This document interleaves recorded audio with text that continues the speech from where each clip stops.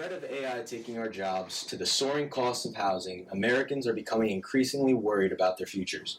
But the real debate isn't whether these programs exist, it's how we fix them. We can go about the solutions one of two ways. We can lean into heavy government intervention, regulations, and safety nets, or we can untie the hands of the free market and let innovation, supply, and demand do what they do best. Welcome to the first episode of the Economic Forum podcast. I'm your host, Gabriel, and today we are tackling four of the biggest economic debates of our generation. I can assure you that this podcast is anything but an echo chamber, as I'm here joined by a panel with very different ideas on how the world should work. Joining me today are Sai, Kartik, and Tarso to discuss how we should handle these pressing issues. Today we are talking about AI and the future job market, the radically increasing cost of housing, the billionaire wealth gap, and the college wage myth. Now we'll have each panelist give a short 10-second introduction. My name is Gabriel, and I believe in the free market and limited government intervention. My name is Kartik, and I'm neutral in my stance. My name is Sai. I believe in a free market economy with a robust social safety net. And I'm Tarso, and I'm economically progressive. All right, great. So let's get into the topic. First, we have AI in the future job market, right? So this is going to be an open debate, an open discussion more so. And we're just going to be talking about things for around 15 minutes per topic, all right? So does everybody want to state their claims on AI first? All right, so start with Kartik and we'll go around. Yeah, that's what's up. Okay. Regarding AI, that it's a powerful tool, but as of late, it's used less and less lately. For example, McDonald's just rolled back AI assisted drive-thrus due to numerous complications, and added human fallback, which was just counterintuitive. Yeah, I think we need to be regulating it more. I think it's moving way too fast. So my overall sense that we need to be regulating it more.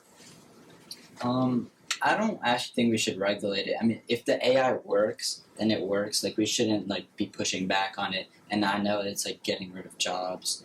It's making people move out of it. But if it works, it works. Yeah. So my stance here is a little bit. I wouldn't say complicated, just more simple. I kind of agree with Tarso a lot on this.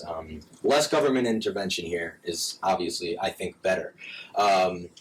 First, you have a bunch of different benefits that AI is producing, right? The biggest thing that we're talking about today, obviously, is the job market, right? What effect can it have on jobs? And I think it's really clear that the first jobs that AI is going to take, obviously, is the higher white-collar jobs, right? The ones, Wall Street, for example, you had McKinley. I'm not asking what level though. Higher up really? For sure, and all office jobs, so even the lower ones as well. So anything that's not really physical manual labor. But one of the main things I would say is that what's important to be understood is that the power that AI really requires. A lot of people don't understand how much power that AI takes up and is using right now, and we're not even at the extent where it can really take over the entire job market. Not even close yet. But we do see a lot of small people starting businesses, web development companies, and this is helping provide to our economy and generate wealth. But what we see is that, so I don't know if you know this, but the human brain takes 20 watts of power to operate, and food, obviously. AI takes gigawatts and gigawatts. So efficiency. So when people look at, they compare, right? You have absolute advantage and you have comparative advantage. Comparative advantage means that you can do more with less. Even though something else may be able to do a lot more, it might take a lot more. So when people say that AI is going to grow at this massive rate, we are going to reach, and many economists and AI professionals agree on this as well.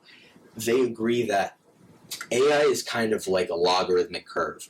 So its advancement is really quick right now. But as we start to reach the limitations of lithium, as we start to reach the limitations of copper, silver, electricity, this will cause a big shortage and stoppage in AI creation. And what you'll see is everybody talks about the negative environmental impacts. You'll see even greater environmental impacts. So you'll see a shift toward nuclear energy because that's the energy that can really, it's not as efficient as fossil fuels. And nuclear energy is much more efficient in that way, and that will allow the environment to shift better, corporations to shift better in environmentally, and it'll help our economy grow. So this won't be this kind of rapid thing where a bunch of people get unemployed. That will happen for sure, but it's also important to understand that job shift. When the tractor was invented, 90% of Americans worked in agriculture jobs. Many people thought that they were going to go hungry. But what we saw a shift into white-collar jobs, into different kinds of jobs. And nobody knew what those would be, like computer operators, etc. So I think it's really important to understand that it's not just going to be this, everybody gets unemployed and dies of poverty. Yeah, so Sam Altman last week talked about how, like, AI is not going to take over jobs. It hasn't affected the job market in the way he expected. Yeah, he So rolled I'm not back sure. his Yeah, statement. go on. Yeah, so Yeah, Sam Altman, just like last week, rolled back his previous statement of AI replacing most jobs, and now he's happy to be wrong. Yeah. And like he's saying this because like a bunch of companies that were using AI models are like rolling back using it. Like I said earlier, like McDonald's and for another one like Uber has was using Claude for like its services. But like they reported that they burned through like their Claude Code budget in just 4 months, and like the CEO says it got harder to justify using AI costs because no meaningful results are being produced.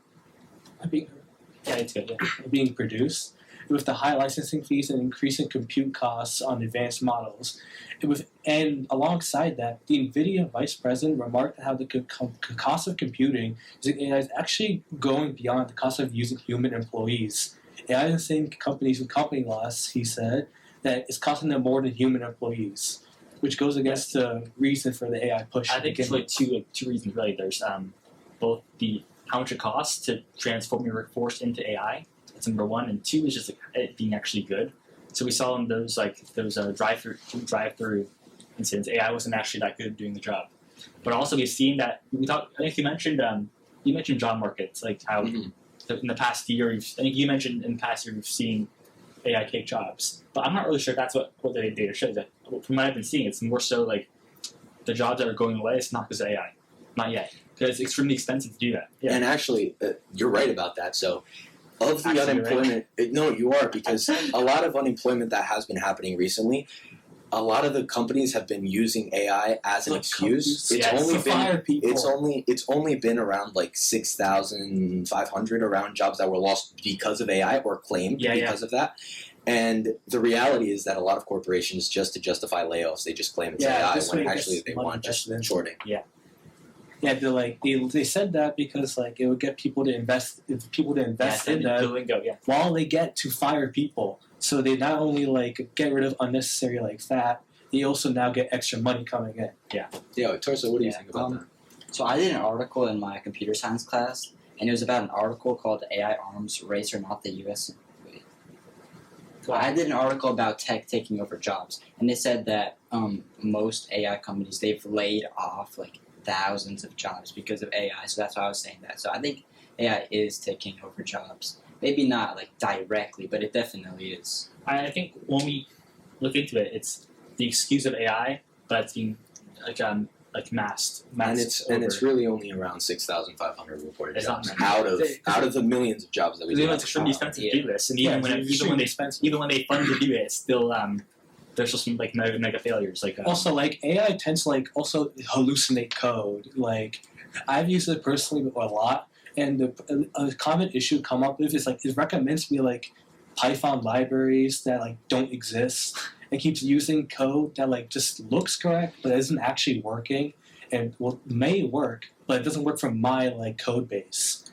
I agree with that, but also what's important to understand is we are in the very early stages of the AI revolution. And for certain, AI is going to become better at coding and doing all these things. One great example actually is Meta's AI called Llama 4. It's their new AI, and it's actually open source. So the code is fully available to the public for them to implement on to better. And they're actually outperforming OpenAI and Google Gemini in many statistics. So I think it's showing that AI is definitely shifting toward this open source model where more people are going to be able to use it, start businesses, help them be more efficient at their work. And what AI definitely is going to be able to do is, for example, it's going to be great in the healthcare industry. It's going to help people solve diseases and issues that we've never even thought possible because of its fast compute power, for sure. I want to hear all your stances on AI because the other day we had a sub in A-Push, and he was saying AI is bad on society. Remember that? Yeah. And even my English teacher, she's talking about how AI is like, she like sees all uses of AI bad besides like a few like the healthcare ones. She's like a few of the ones that are objectively good, she likes. Yeah. Like, what are your thoughts on that? Well, I mean, overall bad? just really quickly, AI, of course, will have bad aspects to it. It'll also have good aspects to it. It's like every technology that has ever existed, right? We've had social media. It's great. We can get information quicker. Talk to anybody. You can have people in countries that usually can't get their opinions out. You have people in Iran, Cuba, these places that universally aren't really allowed to express their view, and they're able to express their plight to other people through social media. So it does have good aspects, but it also does contribute to loneliness, depression. So all technologies have two sides to them, for sure. Yeah, that's a funny example. I like it. I disagree with it, but I like it. It's cool. So why do you disagree? I think. I think of the examples that I would choose, I wouldn't choose that one. Well, I mean, sure, there's other examples. I'm just saying one that's more relatable, for sure. So what are stances on AI? Yeah, I feel like the people, like those people, like your A-Push sub, they're just kind of scared and not used to this amount of technology this quickly. Like I grew up like on technology, on phones, but those people having just like a weird, complicated change that everybody's just going to eventually get used to. Mm-hmm. It's a generational shift for sure. Yeah. You have different age brackets thinking differently about the tools, you know, as they did with the cell phone, as they did with the computer. Internet, railroads, everything. Like, literally every shift. And also we view these things overall now as a good thing.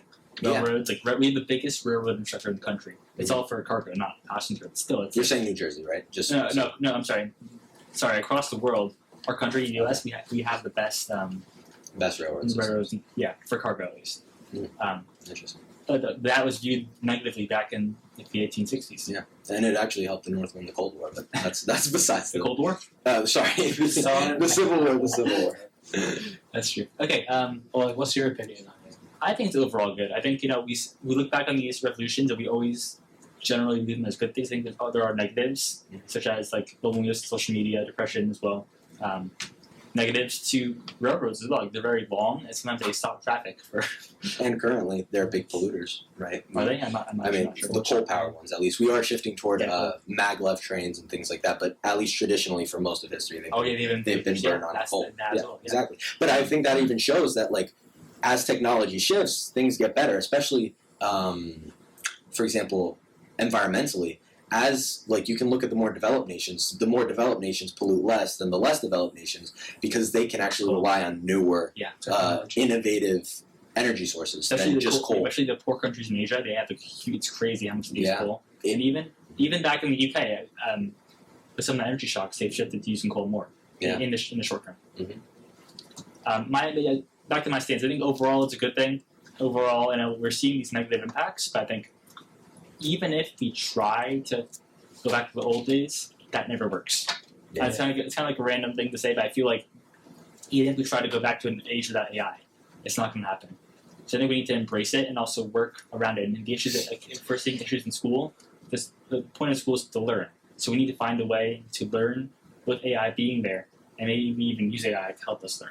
And I definitely agree with that, actually. So in studying, for example, Gemini has this new learning mode where it breaks down topics that are really complex, and they can break them down into small lessons.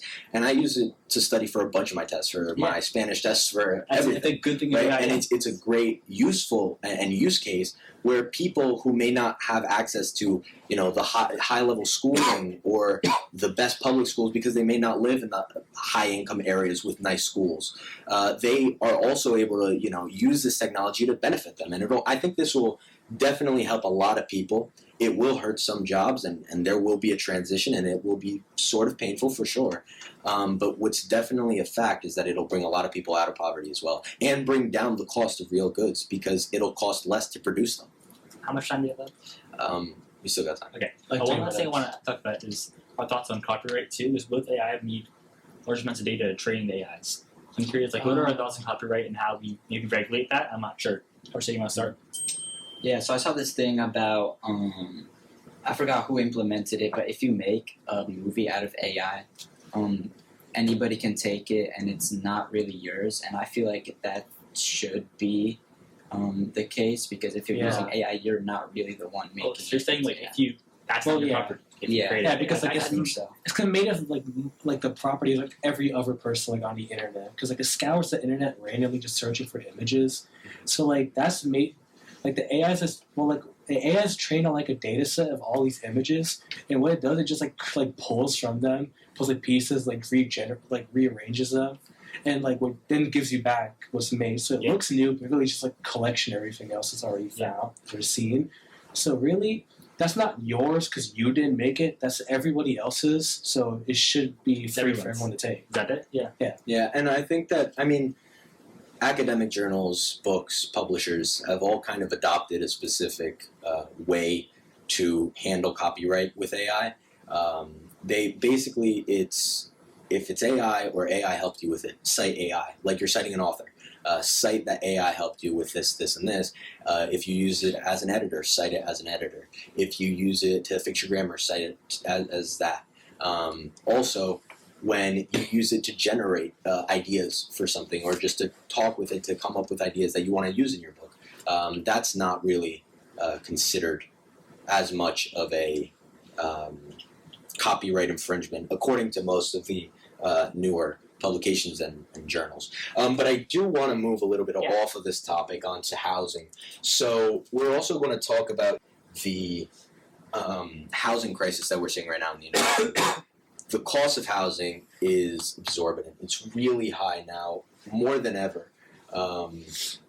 And I'd like to, two things on this topic. Find out why we think that the housing prices are going up, A, and B, what we can do to fix it. Yeah. So is it more regulation? Is it deregulation? What do we see there? Kartik, you can start us off again. Oh, see, like the cost of like materials is like growing dramatically, and so as a result, like it's gotten much more expensive to like create new homes, and because of that, like very few homes are being made. So very few, like just like the price of the pre-existing homes is increasing because like a scarcity of homes to buy, and as a result, like the prices are staying high. Yeah. I've done enough research on the cause of it, but my opinion of the solution is that we just need to build more housing. I think overall it's more of a supply and demand problem.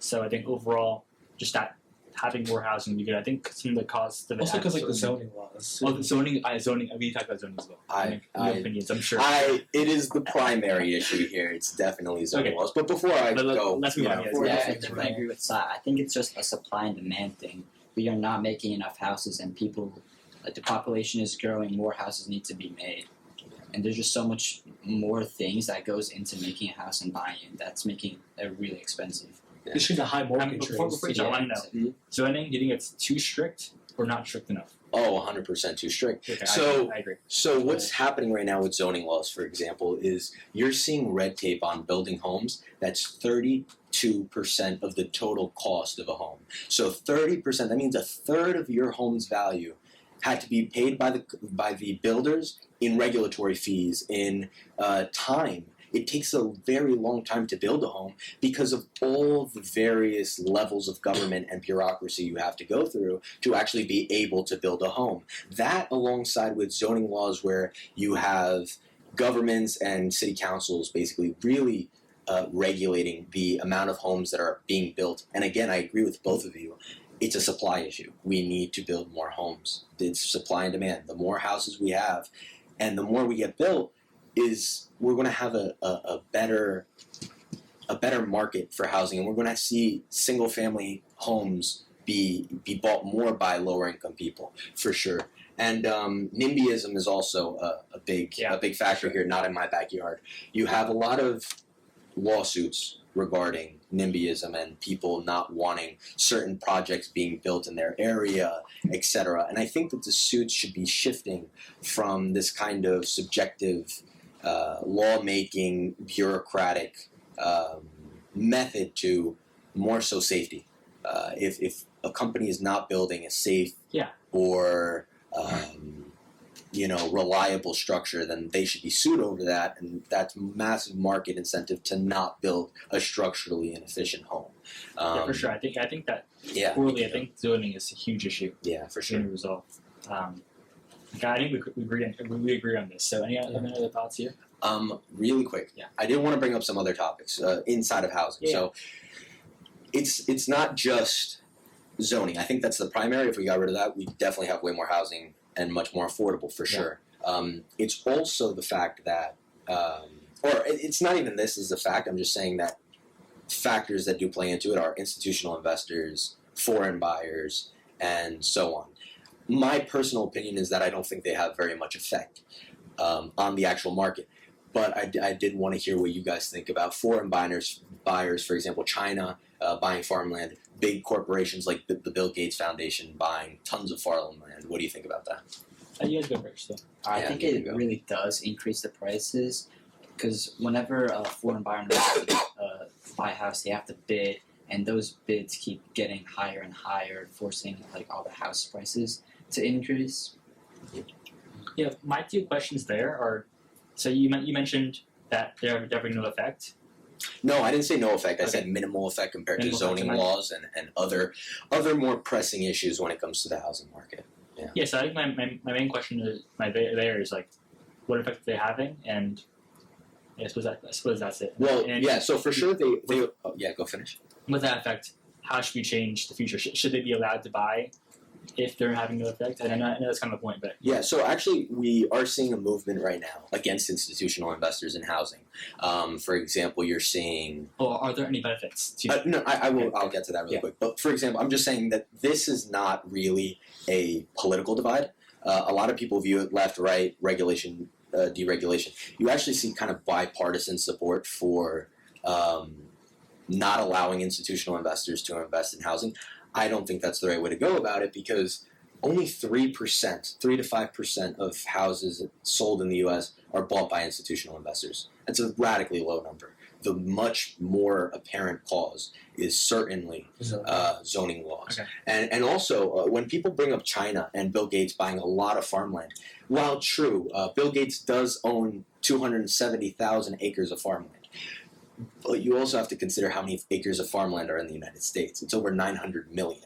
Bill Gates only owns 0.03% of all the farmland in the United States. So to be pretending like these are the real causes that housing are going up, that's obfuscation, getting away from the real issue. And a lot of politicians do this, is because they want to get the issue off of them and scapegoat it on someone else. It's the investors, it's Wall Street, it's all these people. When in reality, it's zoning laws, and that's the primary thing we should be fighting, especially in our local districts, for sure, advocating to our congressmen, to our local representatives. It's a local problem. That's the It worst is part. definitely a local problem. People should attend their city council meetings and be open about this, especially the younger generation who can do this and does have the time, because it boosts civic engagement, and that is how you have a better society.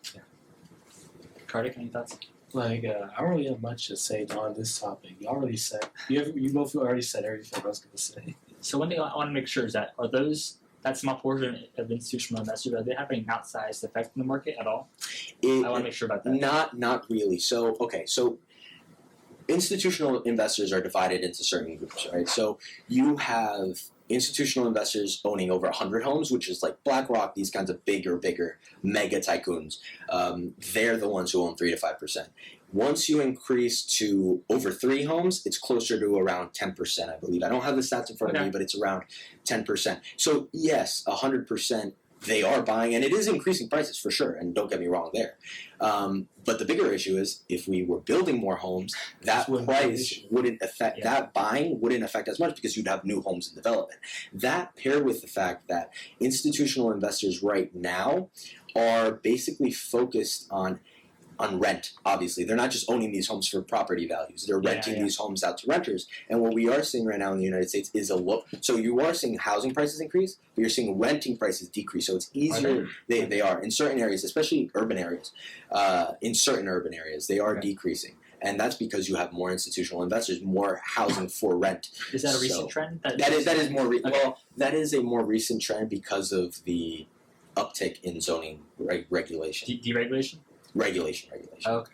right? Because you're having less homes built, meaning you have more institutional investors buying a larger percentage of the total housing market, meaning that prices will go up more in housing while renting prices decrease. So that's what you're seeing right now as a trend. But I also did want to get into this. So China is right now currently buying land near our military bases. This is a fact. Especially farmland. And a lot of them are actually buying these bases, land under the guise of other countries. For example, China uses companies under LLCs in New Zealand, for example, to buy this land, but in reality it's actually owned by the CCP or an affiliate of the CCP. So that is definitely a pressing concern in national defense rather than pricing of homes. That's the domestic, you're saying? That's domestic? Oh, yeah, domestic, I'm saying. So yeah, near military bases in the United States, for sure. So that paired with the fact that we're seeing an uptick in espionage, or at least perceived espionage, because obviously social media makes it more apparent. You didn't know about all of it before. But recently you had, I forgot the story, I don't have it in front of me, but there was a Chinese spy captured or found and prosecuted in the United States. And I think it's pressing only because our number one global enemy right now is China. I mean, that's undisputed, right? You can argue Russia, you can argue China, but the reality is China's the one competing most with our AI, the most with our energy, the most with our manufacturing. They manufacture many of our products, compete with our military, right? Now, we still have a much better military than people give us credit for. Much better than China. Our Navy, our Air Force, our Air Force is, I believe, the first, second, and third greatest Air Force in the world. If you rank them, I think it's our Air Force, our Navy, and our Marines. Yeah, I think they have the three best. best Numbers, like in number of jets, just quality overall, and ratings. So definitely the United States is very powerful, but our number one enemy, 100% GDP growth, everything else, definitely China. Okay.